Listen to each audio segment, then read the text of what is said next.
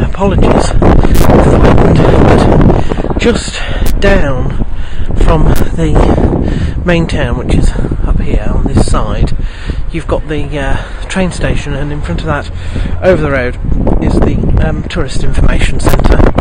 And then you get down to the river, and this river's called the Esk, I believe. It's not one I'm familiar with, to be fair, but runs into the sea just on that side. But here is the sort of inland, in-river marina sort of area. It's not a harbour in the traditional sense, because it's well in from the coast over there. Now they seem to do fishing tours here. In fact, bizarre. That bird is trying to, yeah, I know, is looking for the food, I think, in all the pots.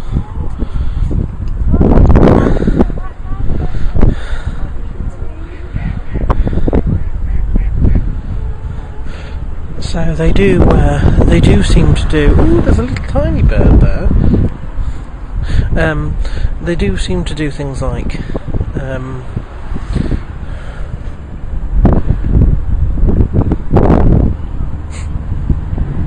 fishing tours, but I haven't seen any just river tours. So I'm going to continue.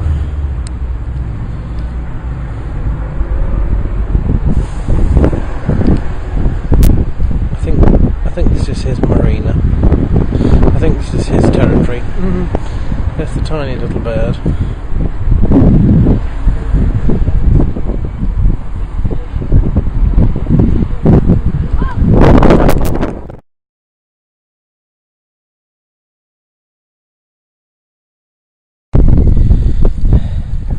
So I'm in a little sort of park.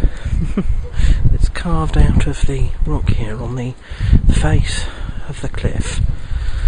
That way you've got the old town. Well, it's made out to look like an old town, a cross between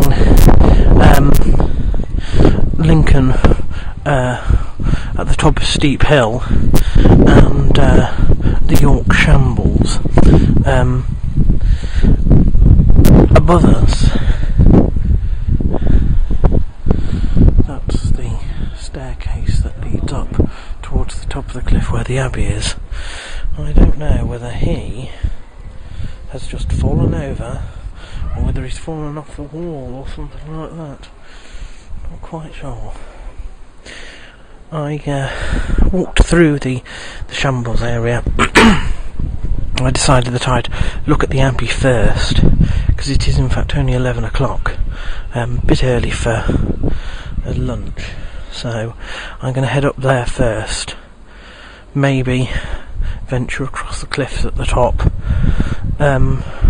although the beaches on this side are stony, so lots of jet about. In fact, a sort of semi-precious stone that's mined from rock around here.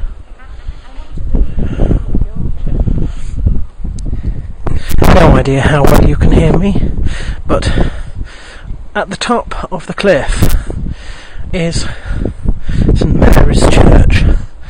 It's placed just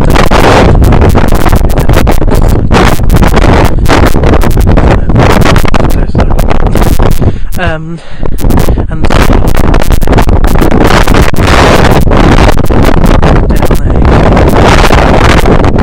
beautiful church inside, really, really nice. Several have been on this site. The most recent is a funny sort of conglomerate, really, of strange layout. The east end is in an alcove which you can't really see from the nave. In fact, I can show you, because the nave sort of basically goes back that way, and this is the alcove at the east end where the high altar is, and you can't really see it from the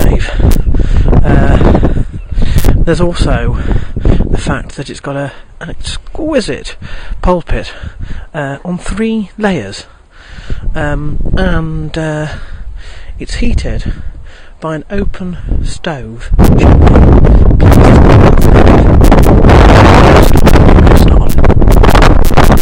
this area with the setting for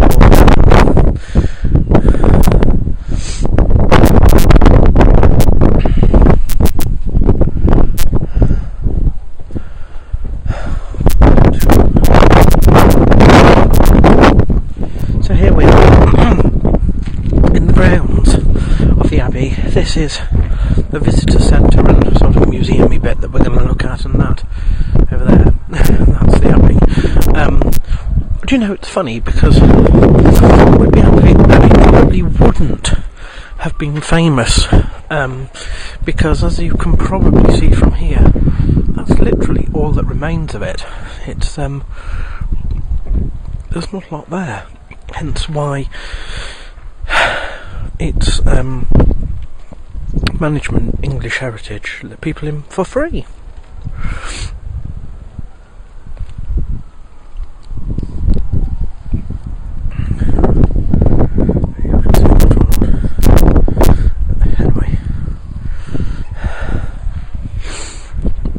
So there's not a great deal of it left.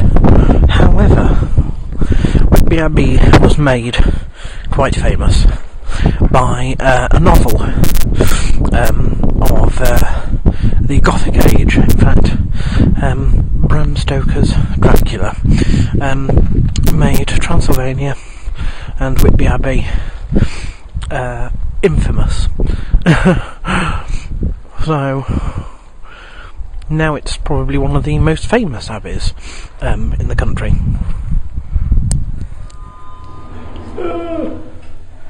Talk about a ghostly apparition. Down we go in the lift.